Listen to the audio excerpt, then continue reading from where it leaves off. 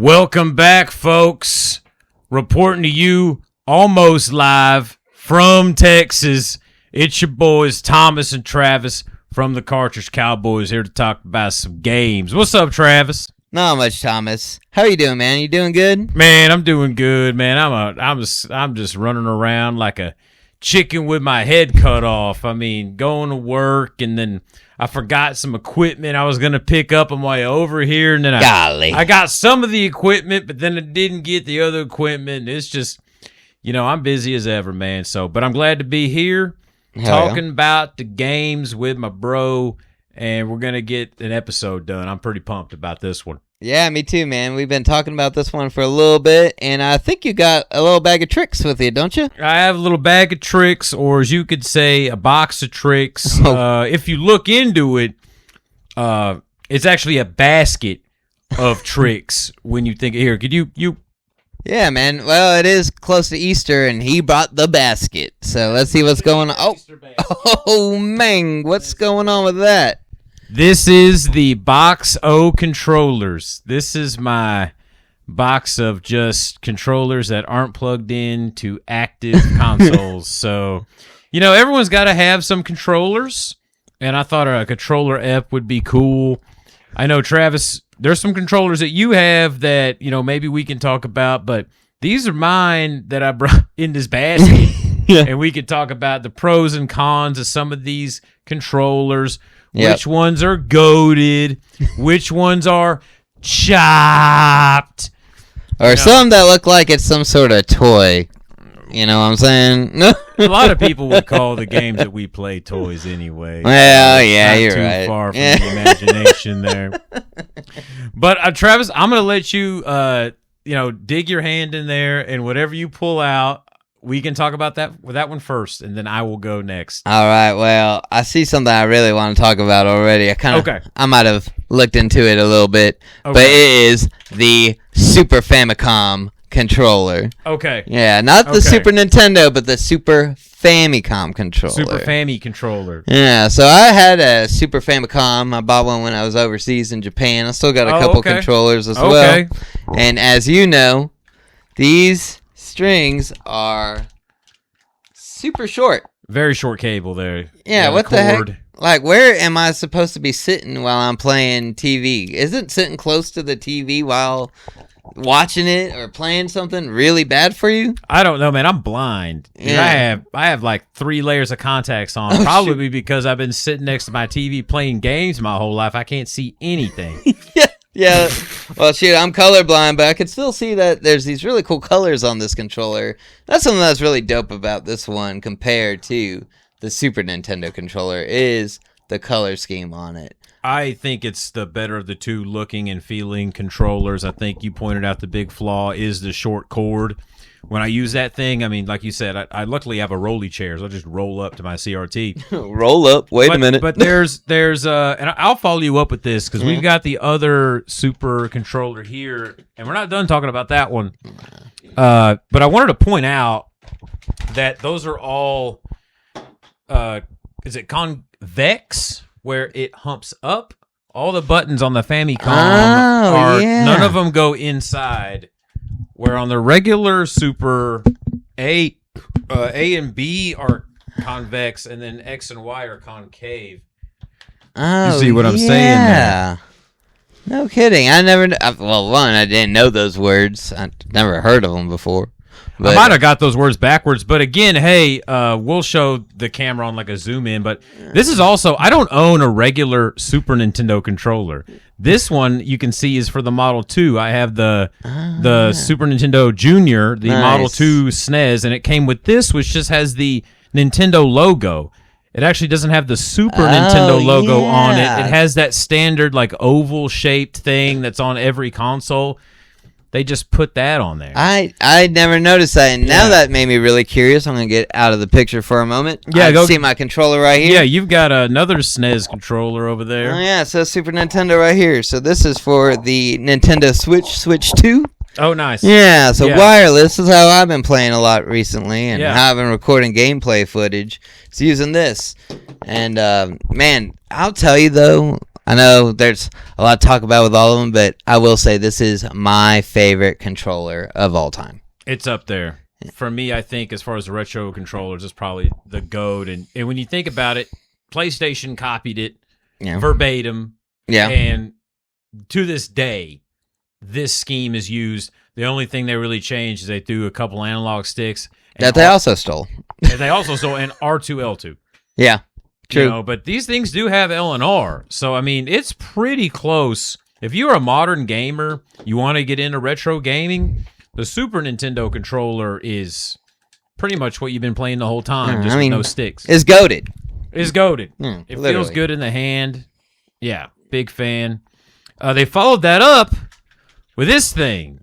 Right? You want to talk about this thing? I don't even know what there's to talk about. I mean, all I could do is crap on it all day. I think both of us know. Here, can you help me just put the basket down and we can show Let's do this. The controllers more? I'm about it. Teamwork makes the dream work, people. Yeah, the 64 controller. Now, I didn't own a 64 back in the day, but all my friends did, and I always kind of liked it. I still kind of like it. I think a lot of people hate it. But when you use a game that's built for that controller, it feels great. Yeah, it does feel pretty dang good, but there's just a lot of things you like. When have you ever used the D-pad on this thing? Never. Yeah, exactly. Zero. What is the point? Instances. I grew up, I had it in 64 the year it came out or the year after I got it for Christmas, and I've never used it. Ever once in my life. I cannot tell you a game that asks you to use the D-pad ever. No, and like literally the C controllers on some games is literally using it like a Super Famicom or Super Nintendo controller. They use it the same way. In a lot of games, not most though. Yeah, I mean, there's 6 face buttons, but they're not uniform. No. So that's already weird. And then most of the games just use A and B. Yeah. And Z. These. So, I mean, this controller has a lot going on. I'll give it bonus points for having a ass load of buttons. But there is a lot of knocks to it. Again, the useless L button and useless D-pad, I mean, they could cut this thing off right there. But here's the other thing, Travis, is on the back of this thing, I have a memory card. Nice. You know, and it's like, why?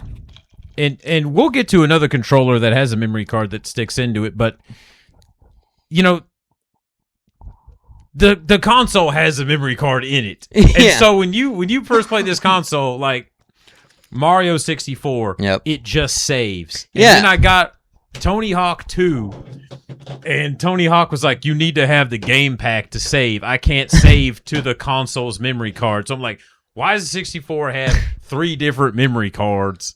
And why is one of them in the controller? And why can't Tony Hawk just save? I don't know. I think a lot of the games actually save on the cartridge, too. So it's not even... Yeah. So I don't understand what the point of that was. I think it's literally just people trying to make some extra money.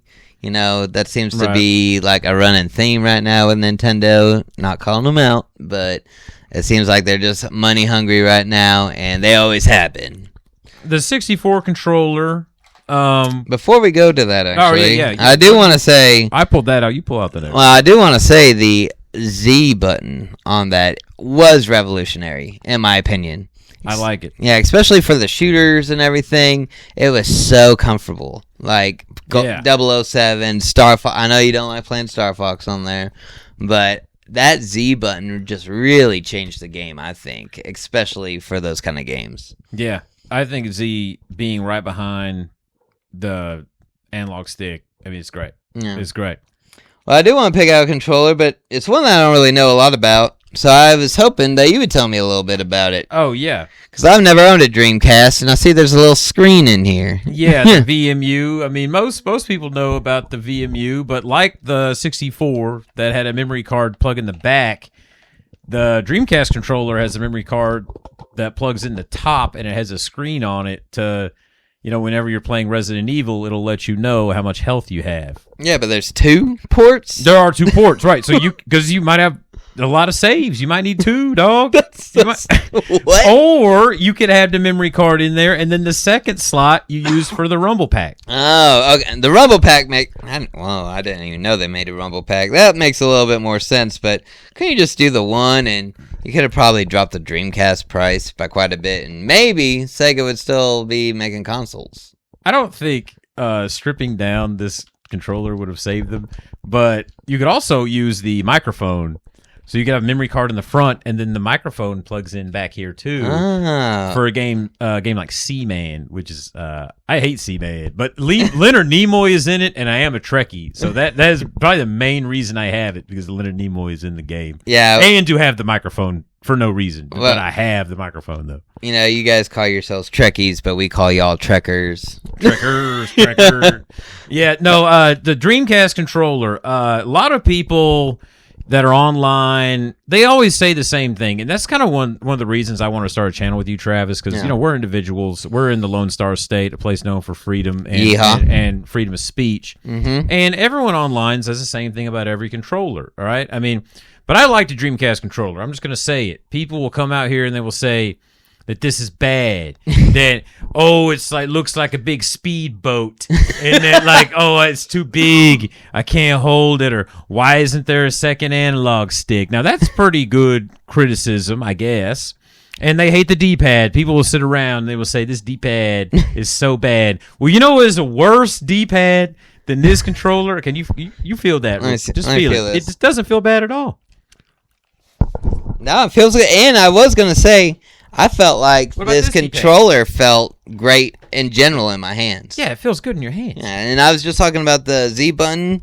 I mean, again, this is the first controller to have, I guess these are triggers. Yeah. Or shoulder triggers, kind of like the Xbox. If you're an Xbox fan, you will like playing the Dreamcast controller because it has those big. Is this where the first person got triggered? Right. Which I guess the Z trigger is a trigger, but it's more of a button. This is a full, similar to, like I said, what you would find on the Xbox. Well, it feels really good. I've only played a handful of Dreamcast games. Right. I think maybe only 2 growing up, and then once I started hanging out with you, I've played a lot more. So it is a very comfortable controller, something that I haven't had much experience with. I just really don't like how it's coming down. The cord out the bottom. Yeah, it just rubs my leg, and I don't mind getting my leg rubbed, but I don't know, something weird about that one. That is, the Dreamcast for sure is just one of the most bizarre controllers of all time. But when you look at it, it's kind of like the SNES. You got 4 face buttons, D-pad or your analog stick, start in the middle, and then some triggers. It's a perfectly fine controller, and for the games that are on it, I play this shit all day. I love it. I love how it really, really like feels like, because it's so big, you kind of like holding on to it. I don't know, there's something about it. And it's a controller within a controller, right? Because the memory card has buttons on it. The memory card has a D-pad and an A and B button on it for you to play the mini game. What the hell is this? Are we playing Digimon over here? Are we in the Digiverse? Might have to go to the Chow Garden, or there's like a racing game. I think there's like Snake is on this or something. I've never really played a lot of games on these because the batteries run out. Yeah. And then I'm like, man, but they still work as a memory card, and they do all your operations when it's plugged in and on. Just not when it's unplugged. I'm surprised Outrun's not on it, because Sega put that on everything. Outrun's in Shenmue 2. True. Which is on Dreamcast. True. We played that one time. We did, yeah. Like 3 years ago. I'm just surprised it's not on that little... yeah. Why isn't Outrun on the VMU? That's what I want to know. It should be. It's on every other freaking console Sega's ever done. Technically, that's a console. Is it really a memory card, or is it a console? Is it a handheld? Dude, what? Is it a handheld? Is it the sequel to the Game Gear? No. Oh, man. All right. But no, let's go to the next controller. Dreamcast, I'm a fan. Oh, yeah. I know people want to hate. But let's talk about this controller. This is one of the GOATs, I think, too. We talked about the Super Nintendo. This is a Genesis 6 buttoner. Genesis does. This is a fun controller. You got 6 face buttons for when you want to play Street Fighter Nice. or Super Street Fighter. Is it really only for fighting games? I think that's why they did it. A lot of other games don't use it at all. But I'll tell you one hidden gem, hidden secret of the 6-button Genesis controller that I found out. What's that? All right, I'm gonna hand this to you. All right. All right, now you're playing it right. Now, on the top right, there's a little dude there, A mode. and people say that this only a 6-button, but that's a 7-button. It's a 7-button. Now, for the most part, the mode button is only used to help with some of these early Genesis titles that don't recognize the 6-button controller. So you've got to hold down mode, and that will help you play things like Forgotten Worlds, which Forgotten Worlds will give you like an auto game over if you don't hold down mode. And also Miss Pac-Man is required to hold down the mode button. The whole time? Because no. Like just as you start the game, you hold it down. Oh, okay. Then you can let go. Okay, I was like, whoa. No. But those games, I know Miss Pac-Man and Forgotten Worlds will mess up on you. But you know, I got a 32X a couple years ago. Oh, I know. And I was playing the 32X, and I think it was Shadow Squadron. And I'm not messing with you. The mode button is a button. Nice. So I don't know if there's someone in the comments tell me what the other mode button games are, but Shadow Squadron on 32X uses the mode button, and I was like, whoa. Dude, I gotta say, I know it's not technically a D-pad. What do they call these D-pads? I would call it a D-pad because it is a pad. It is. A pad. It's not a cross though. No, but It's like man, it feels good every time. I'm not a big Genesis guy. We all know this. Yeah. But I've been playing it a bit more recently, and every time I pick up one of these controllers, it just feels so dang good. It's like it's just right. You know what I'm saying? Yeah. No, I love these D-pads. It is a real pad. It's like a circle that you can kind of. Yeah, that's do what your I was whole like, kind hand of really on. getting into it for. Yeah. It just felt good, and again, it's probably good for fighting games, but also part of the shoot 'em ups too. I bet there's a lot of diagonals you could do for that. Oh yeah, Nice. yeah. And you know, I love my shmups, and Genesis has a bunch of them. And the 6-buttoner, we all know the 6-buttoner is goated. And I don't want to go too far into it, but the 3-buttoner, dude, what you know about it? Dude, that thing looks like it needs to lose some weight.